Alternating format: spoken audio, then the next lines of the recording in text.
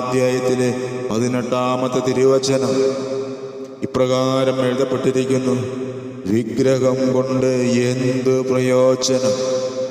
ശില്പി തീർത്ത ലോകബിംബവും വ്യാജോപദേഷ്ടാവുമല്ലേ അത്. മൂകവിഗ്രഹങ്ങൾ ഉണ്ടാക്കുമ്പോൾ ശില്പി സ്വന്തം കരവിരുതിലാണ് ആശ്രയിക്കുന്നത്.